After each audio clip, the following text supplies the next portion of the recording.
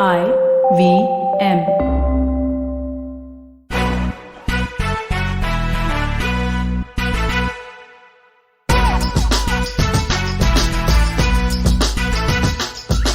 Hi, we're Team Splano. Welcome to an all-new episode of Press Decode, a weekly podcast where we take Splano's mission to declutter the news one step further. Check out our newsletter for more stories and follow us at Splano Inc. to keep up with all the fun things we plan for our Splano fans. So sit back, relax, and don't let the news give you the blues.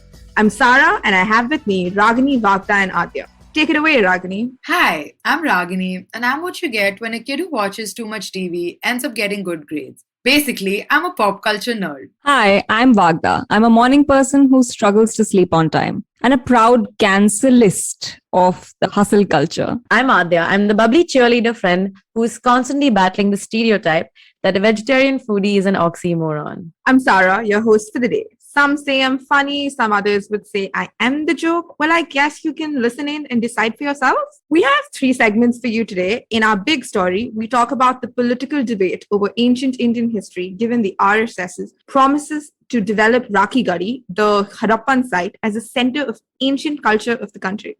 In our food for thought segment, we will look at the perils of cosmetic procedures considering ex-supermodel Linda Evangelista recently went public about a horrific experience with something called cool sculpting. And finally, we will be roasting or toasting our favorite and least fave items and honestly, it's always a fun segment, so make sure you stick around for that. All right, let's begin with our big story. Okay, I'm going to start with an experiment of sorts. First thoughts when I say Harappan civilization. Quick. The Mohenjo-daro, that amazing movie with Hrithik Roshan. The drainage system, great bath. My 6th grade history project that I happily took home the first prize for, which my mom made for me. Oh, you were a scam since Best 6th one. grade. Yep. So proud. Or- Okay, I just wanted to see if anyone's first reaction was Rakhigarhi. I'm not a historian, I'm not a history student, I'm not being mean, but clearly it wasn't. Anyway, here's why I asked. Recently, the Tribune noted a sudden flurry of archaeological activity at the Harappan era site of Rakhigarhi in Haryana. But it also noted several visits to the site by RSS leaders who promised to develop Rakhigarhi as a center of ancient culture of the country. Of course. Yeah. Like, theek hai, chalo, let's figure out why. Okay, so for more context, Rakhigarhi is an ancient Indus Valley civilization site near Hisar, dating back to the 2nd and 3rd millennium BCE. It was first discovered in the 1960s, then was briefly excavated 30 years later in the 90s, and then poof, forgotten about for decades. So, I mean, I'm not saying it's not significant, but I mean, you're saying Harappa and Mohenjo-daro when you first say it. Like, if a developing For site, sure. again, take everything I say with a pinch of salt, not a history kid. But okay, anyway, way later in 2016, there was renewed interest after the discovery of 9 mounds, which included 4,600-year-old skeletons of 4 people. Now that's cool.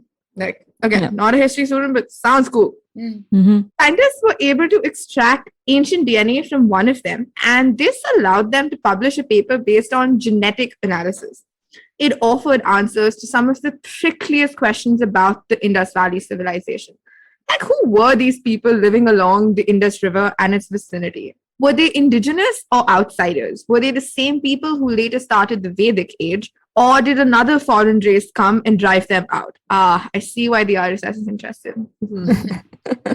And most crucially, it sought to see how we modern Indians are related to this ancient group. This, in turn, sparked a huge and highly politicized debate over our ancestry. Rakhigarhi has since become a symbol of great pride for the BJP-led government. Last year, it announced plans to develop the site as a tourist hub and set up 5 on-site museums. Politics or not, I'm a sucker for museums, so I'm low-key thoda happy.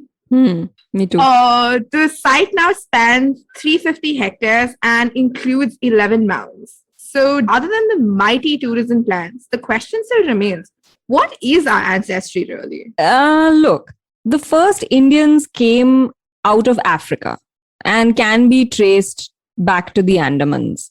Okay, they came somewhere like 65,000 years ago, and they're called the Ancient Ancestral South Indians, AASI.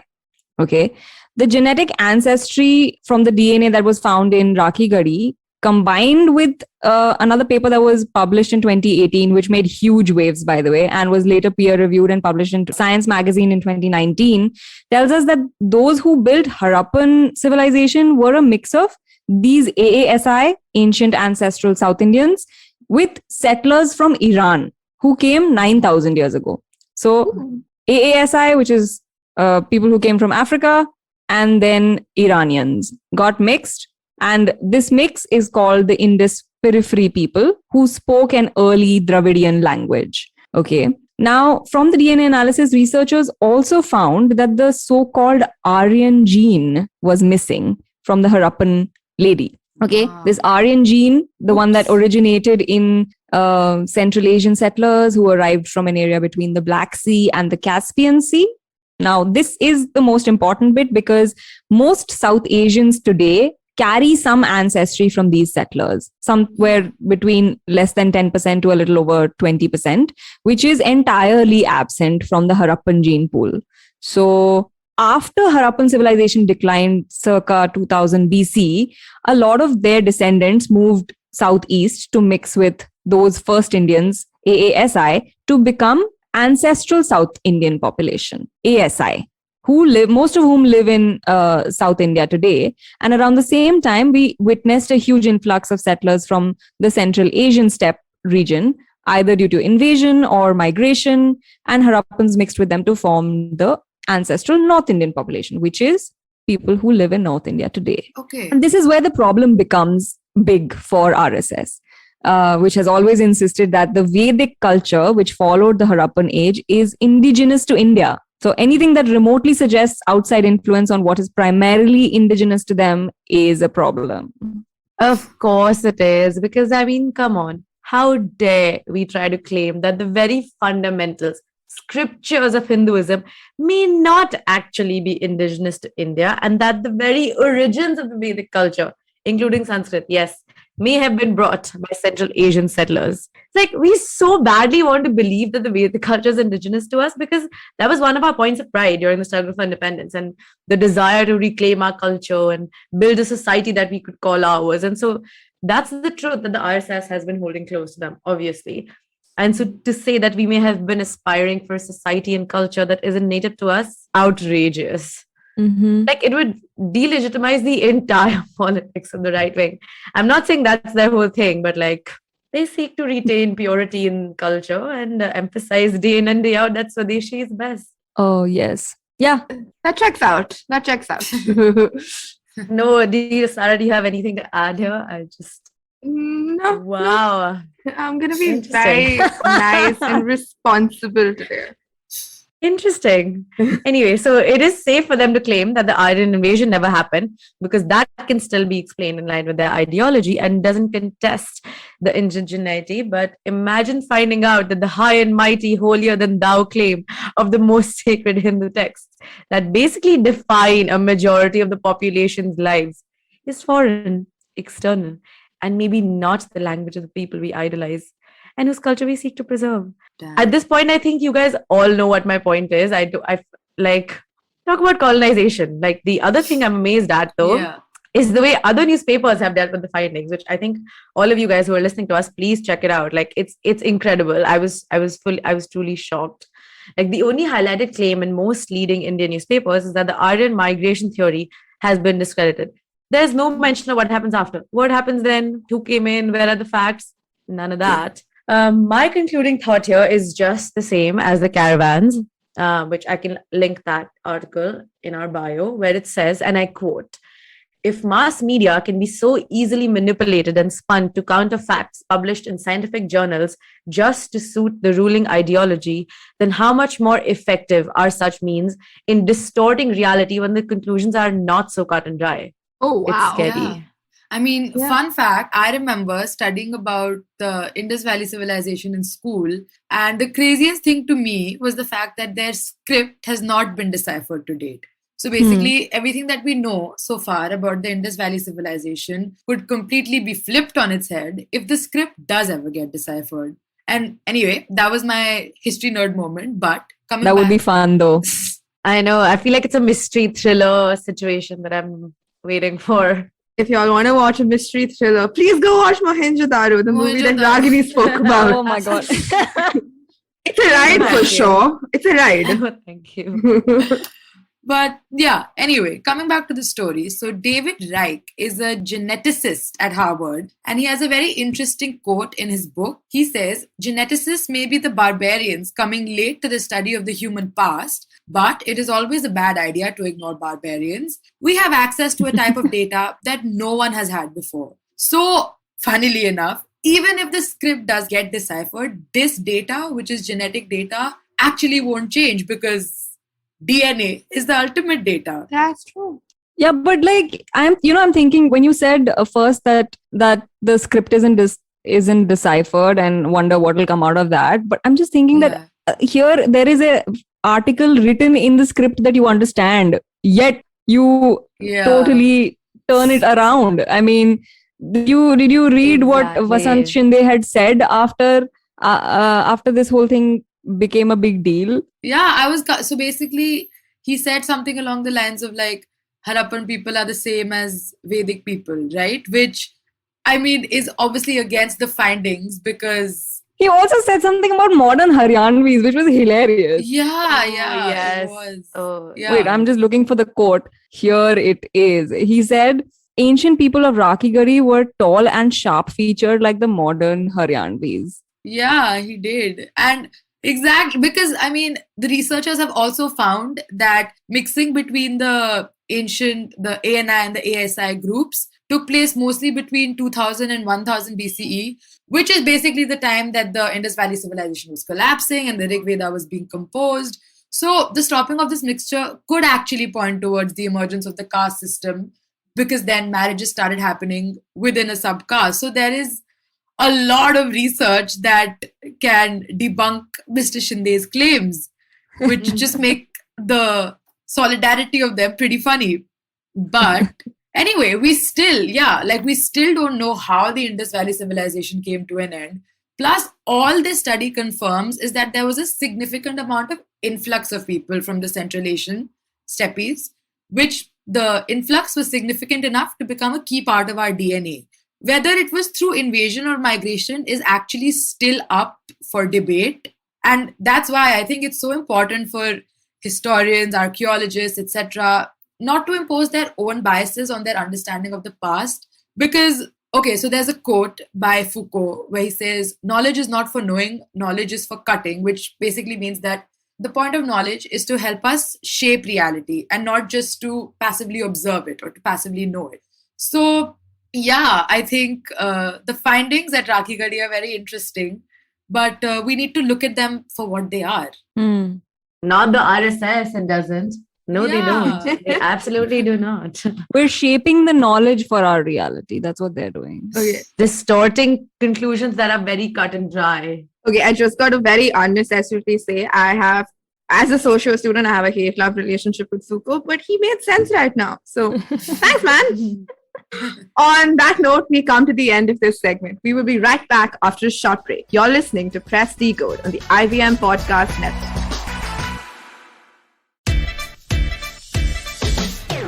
From uncensored and unfiltered chats with the who's who of the entertainment industry, I, Siddharth Kannan, bring your very heartcake chat show called Candid Kannan. Tune in every Friday on the IVM Podcast app or wherever you get your podcasts.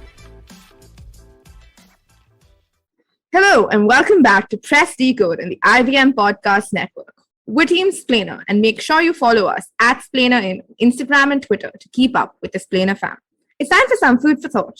Ex-supermodel Linda Evangelista recently came forward with a horrific experience with something called cool sculpting. The procedure is basically used to kill fat cells. Unfortunately, in a small number of cases, like in hers, it causes a side effect called paradoxical adipose hyperplasia. Said it right. PAH. The fat cells expand instead of shrinking, which is referred to as the stick of butter effect. Now, that's a name I can say. Butter stick. Yes, easy. Because, well, it can look like a stick of butter hidden under the skin. Okay. That sounds a Yeah. bit disturbing. Exactly. I just like all the words I want to say because I know it happened to her. I'm holding myself back because I feel bad. Yeah. Mhm. Evangelista says she was never told about the risk of getting this, and now says she has been left permanently deformed. In her long note on Instagram, she also spoke about how the media began to start describing her as unrecognizable.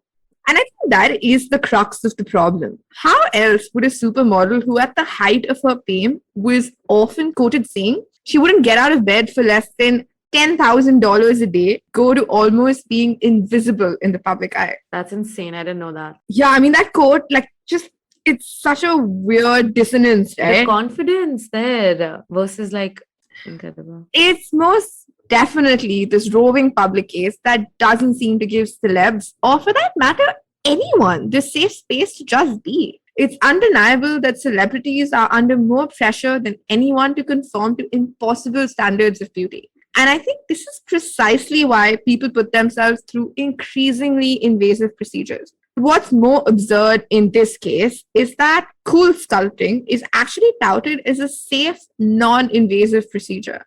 But what even is this procedure? Because I'll be honest, before reading about Evangelista, I had never heard about cool sculpting before. Yeah, me neither. But I mean, reading like Splainer's the article that Splainer put in, it's basically not supposed to be a weight loss procedure, which I think what people confuse it to be sometimes. It's only for when there are like regions on your body where the fat is stored is unresponsive to any diets and exercise, even when the individual is at their ideal body weight. And so the process is usually carried out by dermatologists or plastic surgeons, and it involves applying a gel first to protect the skin from damage.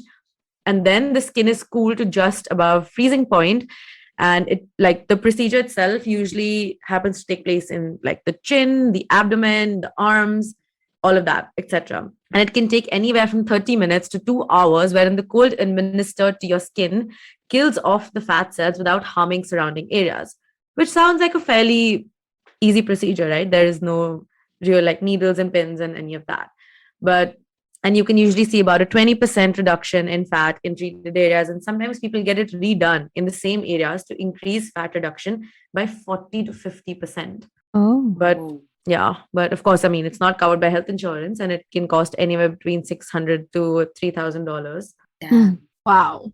And it still happens to be very popular in the US with like over 8 million treatments administered. Crazy, if you ask me. Yeah. That's I think the other reason that it seems so popular, though, is that the recovery time is much lesser than the surgical techniques, like, say, liposuction, for example. New York-based dermatologist Dr. Whitney Bow says, and I quote, "You can go into cool sculpting procedure and then you can hit the gym later that day." Oh. Which I mean, Damn. I'm not saying I want a reason to skip the gym, but like I would not. Yeah. Cool sculpting. Wait, but then, so what are the risks? So there is a vacuum that holds the skin during the procedure. And so the skin feels really cold until it goes numb.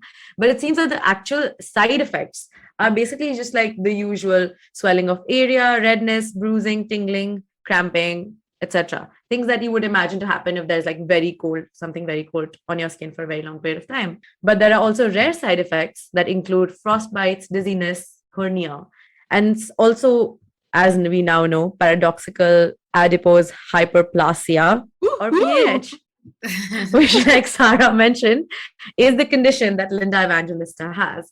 And so the risk of this condition cited earlier was 1 out of 4,000 treatments. But now it seems much higher with like a recent study which says it's actually 1 out of every 666 treatments. Oh my God. So Wow. the risk percentage has increased incredibly. Does Satan have something to do with this? Good one. And the worst part is that even surgery may not help, because Evangelista said that she underwent multiple corrective surgeries, which left her arm with, and I quote, immense keloid scarring, which is, you know, the sort of like raised scars that you have after surgical procedures that are like a reddish pinkish in color, like a different from your skin, darker than your surrounding skin. But the recent cool sculpting techniques seem safer with pH risk being one of every 2,000 treatments in a recent Canadian study, probably due to newer machines and lesser force, vacuum force on skin, but it's still so much higher than was first cited, like 1 out of 4,000 versus now it's 1 out of every 2,000, which is insane to me. Yeah. And I don't think we should just like rely on something that seems safer. I mean, just because it seems non-invasive, it doesn't mean that we don't need to regulate it, right?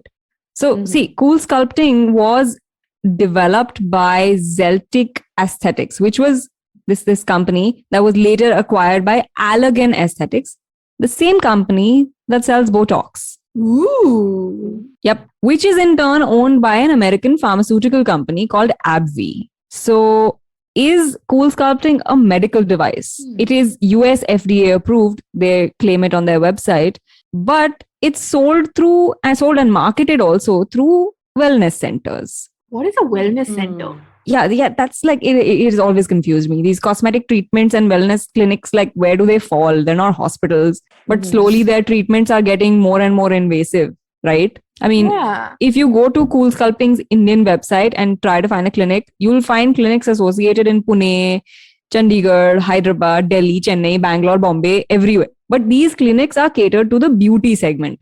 They are VLCC and other such skin and wellness centers, not hospitals. So like Kaya Skin Clinic, those type. Yes, those type. But I didn't see Kaya on the list, so I'm not going to name them.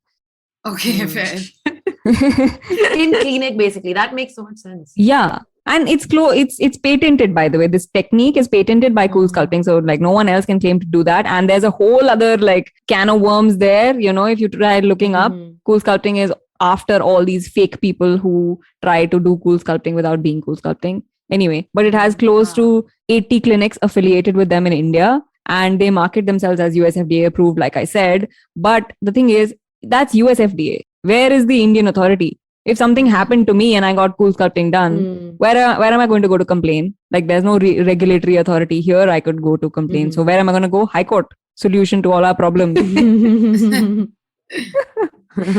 No wonder the judiciary is overburdened. Wait, so this system is basically a medical device that's approved by a US regulator, operates in India without any regulation. Yep. And you'll be surprised to know what else operated without regulations in India until very recently. Think X-ray machines. No! What? Ultrasound devices. Ultrasound? Oh my god. Oh my god. And then we think that Vedic culture, indigeneity is the biggest problem facing us right now. This country amazes me every day. So in 2018, international investigations into the Johnson & Johnson hip implants came out. And that's when everyone discovered that they're not regulating their medical devices at all. So India had basically no standards for registration of these things. Okay. Don't get me wrong. We have had Drugs and Cosmetics Act since the 1940s that regulates pharmaceuticals. Okay. But it had nothing for medical devices until 2017. The Medical Device Rules 2017 came and regulated catheters, cardiac stents, condoms, disinfectants, etc. But 2017. Whoa. Wow. And under the new amendments in 2020, only then you see like ultrasound devices, X-ray machines, dialysis machines, and thermometers. 2020? X-ray, ultrasound, that's it. So, you know how they must be operating, no? They are US FDA approved, yeah. Enough. Sab changa si. Hara regulation ko bhi outsource kar do. Where is the Atmanirbharta? Haan, abhi aa rahi hai. But Cool Sculpting is not on the list. So fend for yourselves, guys. Yeah, so the Linda Evangelista story actually made me think of something that recently happened with Khloe Kardashian. Basically, a picture of hers was going around on the internet, which she believed made her look unflattering. And so she got her lawyers to take it down and posted a statement on Instagram about how she's always struggled with body image issues. And she actually received major backlash for her statement because, fair enough, like the Kardashians have essentially profited off of marketing a certain body type as being desirable. So it just seemed hypocritical of Khloe to bring up her body image issues right when an unflattering picture of her resurfaced. Similarly, I think with cosmetic procedures like Cool Sculpting, when it does go bad, there is a tendency to turn around and be like, oh, well, nobody forced you to do it, so I guess whatever. But I mean, Linda Evangelista literally said that the surgery left her, permanently deformed. And on top of that, the media calling her unrecognizable. I mean, that could not have been easy. So, sure, we have a Drug and Cosmetics Act and there is a regulation of cosmetic devices, etc., etc. But there is also the fact that in the age of Instagram, there is definitely an insane amount of pressure to conform to societal beauty standards, right? And okay, here is my hot take. While cosmetic procedures are obviously never necessary, but the societal pressure may just make it seem like that for some people. So, okay, obviously, I'm not saying that like cool sculpting is like chemotherapy or anything. Like, if you don't get it, you won't live. But what I'm trying to say is that maybe for Linda Evangelista, the stakes were just as high in her head. Like, whether that is true or not can be debated, but nonetheless, for her, it is true. Yeah, I do see it. Like, you're damned if you do, you're damned if you don't. Yeah, I mean, I've literally heard much. like my friend talk about teenagers that she knows talking about getting nose jobs because of how much they are currently influenced by Instagram, because these guys have grown up in this age of Instagram. So for them, like I grew up without a phone really. So I didn't have this ideal beauty standard type as like the pressure to conform to growing up. So I can't imagine how it must be like for them. So I totally get. Exactly. I mean, okay, so like when the whole Chloe thing happened, I was on the hater side because Kardashians, why not? But with Linda Evangelista, I just feel a lot more empathetic because anyway, there is so much pressure to look a certain way in the modeling industry. Plus, I mean, being called all those names in the media could not have been easy. So, I don't know, like my takeaway from this story is just that obviously cosmetic procedures need to be regulated and stuff. But like, long story short, yeah, we're all here to fend for ourselves. Buyer beware. The cosmetic surgery industry basically preys on people's insecurities and expects you to come out to get those treatments based on that. So, yeah, it's a nasty industry. It's a slippery slope. Oops. With that, we come to the end of our second segment. We will be right back after a short break. You're listening to Press Decode on the IVM Podcast Network.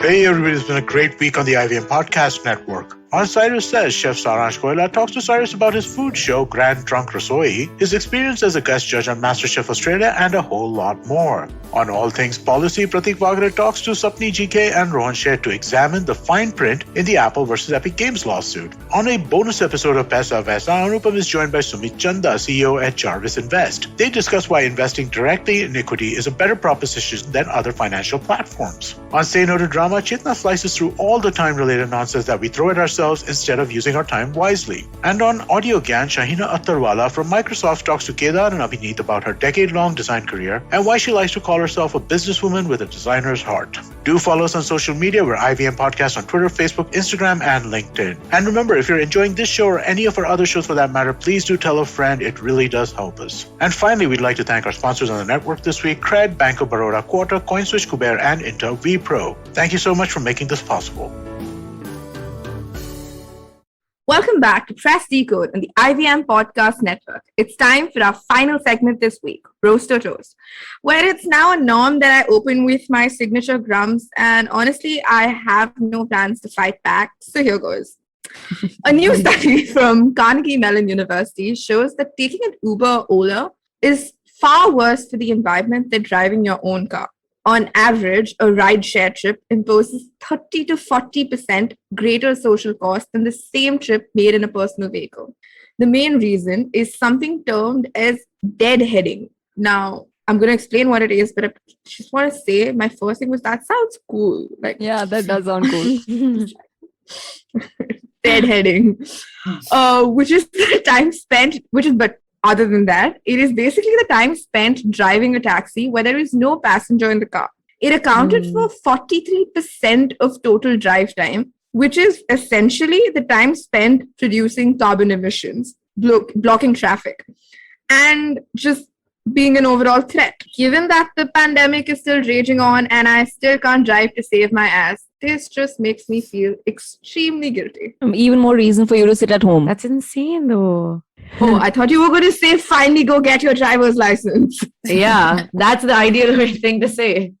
But okay, sit at home it is. Mhm. But 43% is insane. But I mean, it's also like if I'm getting a cab in a faraway area, I guess the driver has to drive 10 minutes to come to me. Yeah. Which also would count in this deadheading Yep. time. Mhm. Crazy. Okay, I also have a least favorite item this week. It's from today's edition.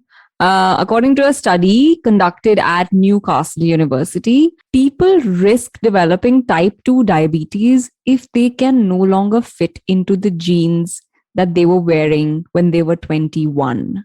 Guys, who fits into their jeans when they were like what they were wearing at 21? Not a question to you, Sarah. Oh Ouch. my God. Damn it, you shot me down. No, but what age are we talking about people here? Age, I think it's actually, I don't know the age. No, but from what I understood, they just expect you to be the same body size. Yeah, the point is that if you are at risk, That's crazy. even if you are not overweight. That's the point. Like, Yeah. if people discovered that you could no Ah. longer fit into the same size trousers, you're carrying too much fat. Basically, meaning that diabetes is not caused by obesity, but by being too heavy for your own body. But I don't like the fact that you have to be the same as what you were when you were 21. No. I'm not even the same as I was 1 year ago. I'm Sarah, but like, take note, Sarah. Yeah, that's what I'm saying. There's too much pressure right now for me to spend this year correctly. Okay, I have a fave item this week. There is a German hamster named Mr. Gox who trades in cryptocurrencies and is killing it, apparently. And okay, so my favorite part of this whole story is how he trades. Okay, first, Mr. Gox runs on the intention wheel to pick which cryptocurrency to trade. Once the crypto is chosen, he runs through one of two decision tunnels that trigger either a buy or sell trade of the chosen cryptocurrency. And okay, even reading that, I don't think I completely understand it because I don't understand crypto. But Mr. Gox makes it sound so easy. I want to buy some cryptocurrency, you guys. Oh my God. That's so cute. Oh my God. Maybe he should start a stockbroking agency instead of like running it only for himself. Oh, I'd give him all my money. Take all my money. I swear to God, this is the most adorable thing I've heard. Oh my God. Anyway, my fave item this week was nowhere compared to Ragini's, but it was this Twitter thread that matched Met Gala looks to book covers, guys. Book covers. Like, imagine taking random Met Gala looks and be like, this looks similar to this. How do you do that? Like, I know we don't usually do visuals because this is a podcast, etc., etc. But I will absolutely put the link in our bio and you have to check it out, guys. The resemblance is truly uncanny. It's incredible. And check out our edition if you just want a sneak peek because we have it in our Santi break. So I'll put that link in as well. The pandemic really gave people a lot of time, no? To find book covers and dresses. Lots of time on everyone's The hard hand. work. Anyway, that was our show this week. Thank you so much for joining us on Press Decode. You can catch us every Thursday on the IVM Podcast Network. And guys, please remember, don't let the news give you the blues.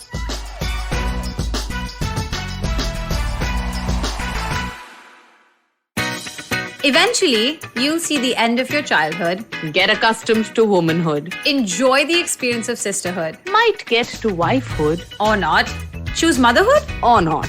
You'll learn to define your personhood. earn a livelihood, Change the neighborhood. and get rid of the falsehood that life post academia is easy. So join me, Natasha, And me, Ayushi, on a journey from station starting point. to station, what now? Next station, Pudin station, and hopefully Agla station, adulthood. Fresh episodes out every Thursday.